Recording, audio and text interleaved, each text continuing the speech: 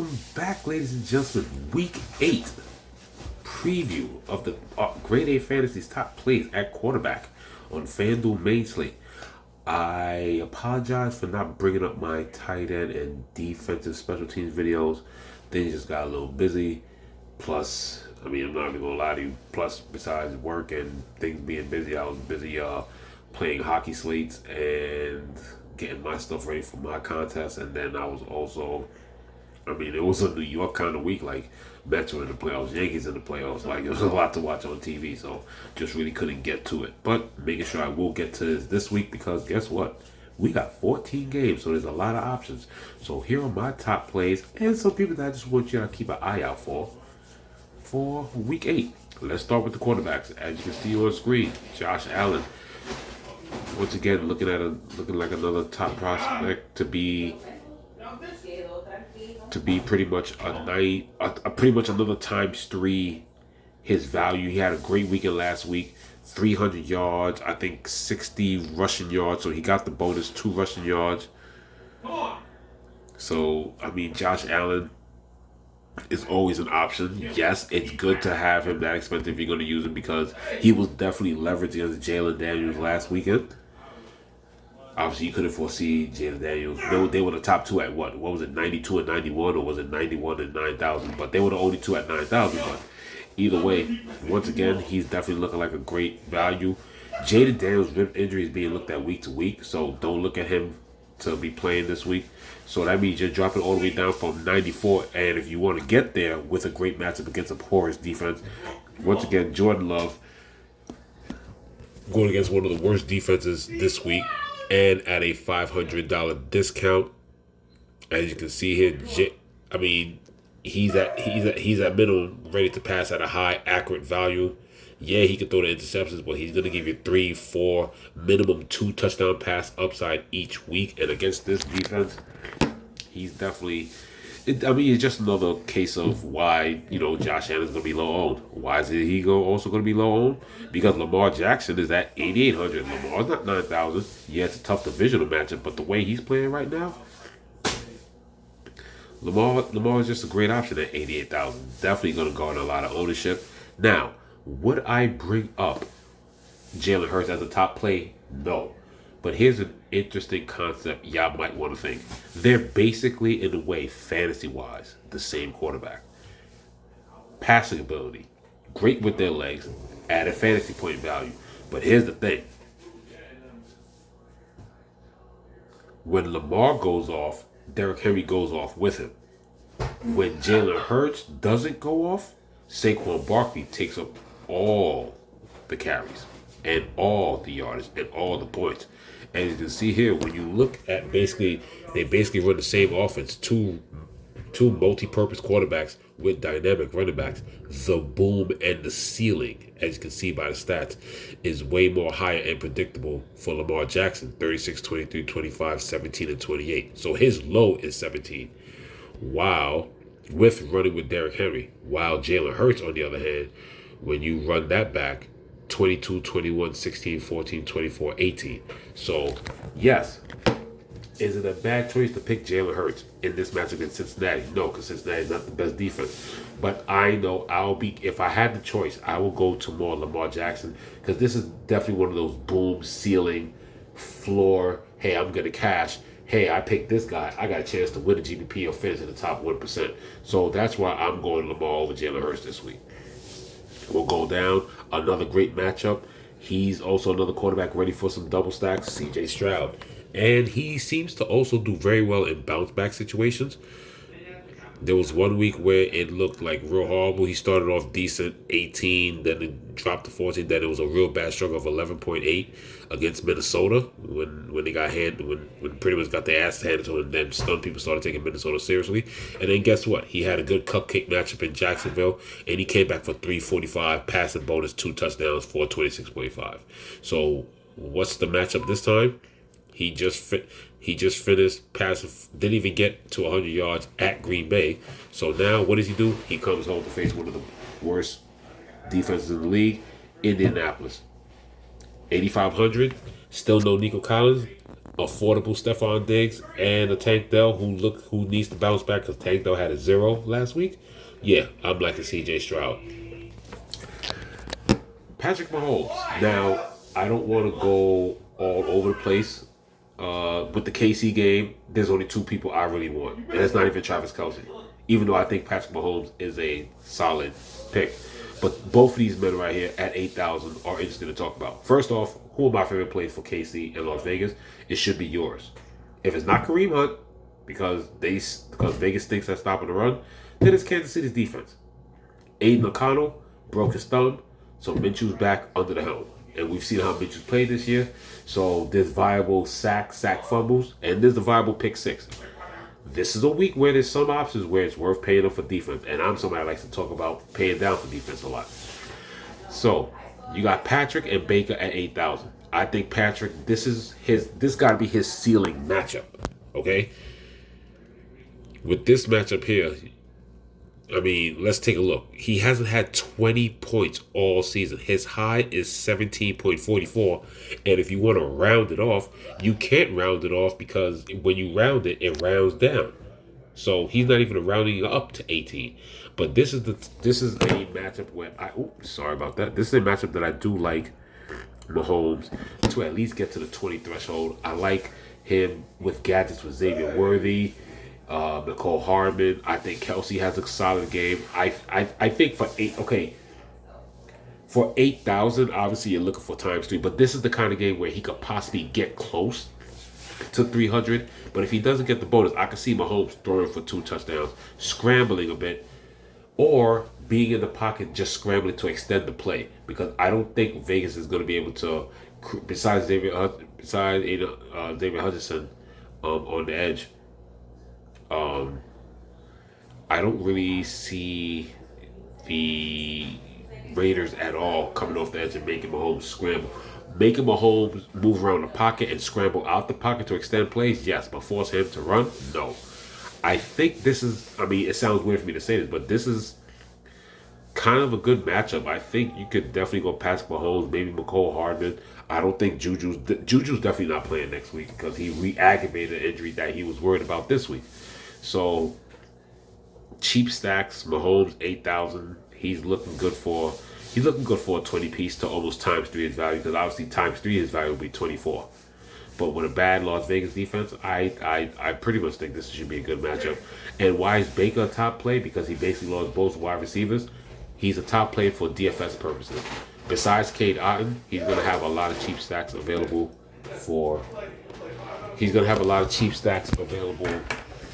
which makes him viable because he's going to throw the ball. He will be throwing the ball to Cade Otton and 2 other wide receivers, McLaughlin and company. So more than likely,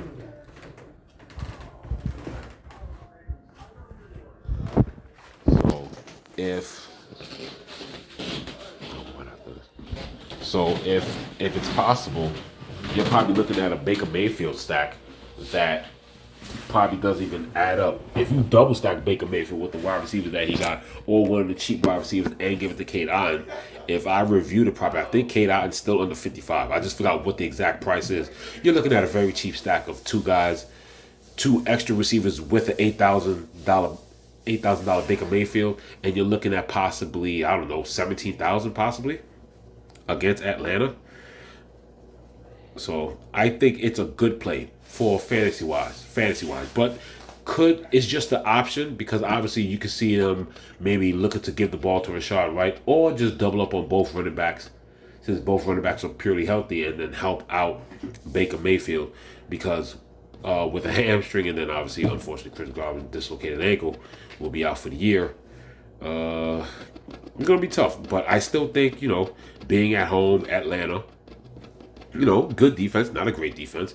Baker's still an option. Baker's definitely still an option. As we keep going down, I like Purdy against Dallas defense. The report was, even with the injuries, Michael Parsons, he himself said he doesn't think he'll be ready for week 8. So, yes, Purdy's another one that is in danger of not having both wide receivers. We'll have to see if Debo, because of possible pneumonia, gets out of the hospital. But Purdy, against a very bad Dallas defense, he still has Kittle, still has Jawan Jennings. If he gets Debo back, I like that option there. One of my favorite now, there's a lot of plays that I like here from mid-level to low-owned level. Dak Prescott, 76. It's value. I'm sorry. And San Francisco can't be had through the air. Tough to run against, but they can't be had through the air. So, and him and CeeDee Lamb together have had great games over the past 3 seasons. Playoffs and regular season against San Francisco. Dak definitely is a solid option. Fantasy purposes anyway. Real life, hey, up for debate. One of my favorite plays, I think he's probably a 1A or 1B. I love Caleb Williams' matchup. We know we always got, there's 2 defenses that I always say you got to attack. You got to attack Carolina, you got to attack Washington. I like Caleb Williams. Yes, Washington has been playing well.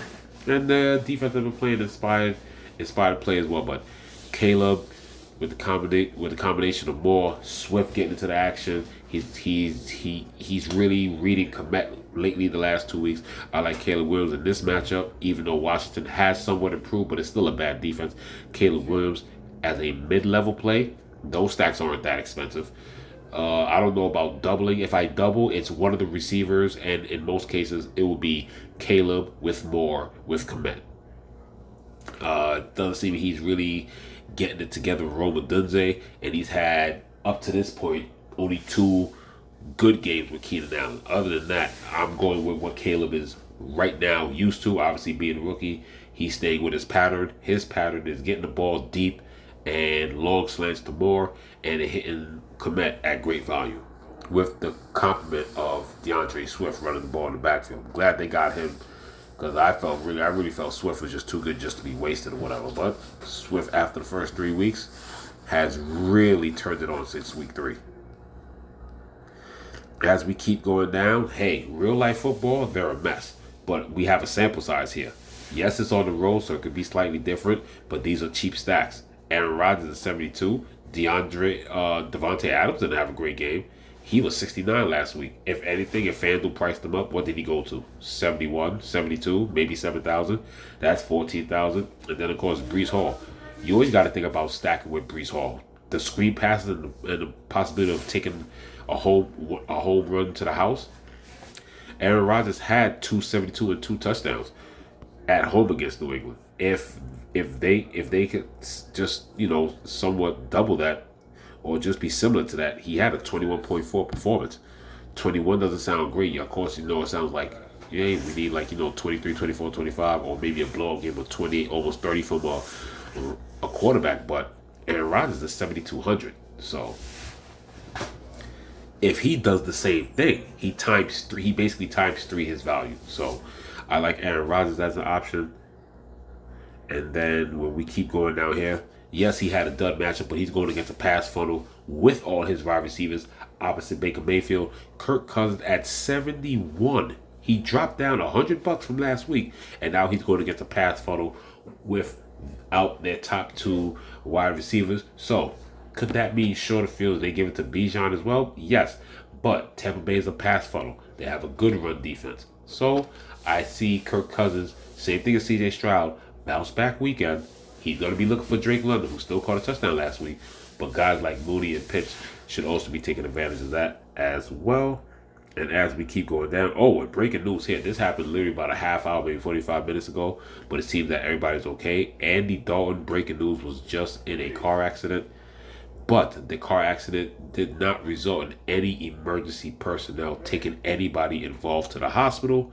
So Andy Dalton seems to be okay. But that did just happen before I dropped this video. So just keeping y'all posted about that. And when it comes to going down even cheaper, yes, I do like these 2 options. Bo Nix, I like Bo Nix singles. I don't think you need to stack him. I think with his running capability and, he does share the ball all around. That touchdown pass go to any of these wide receivers. So with Bo Nix at 6,900 and his running capability, he gives you 15 to 17, which he's capable of because the last few weeks, 14, 21, 23, he started to get into a groove now, and he's using his legs at the right point and running for touchdowns. So Bo Nix gives you anywhere from a 15 to 17 by himself.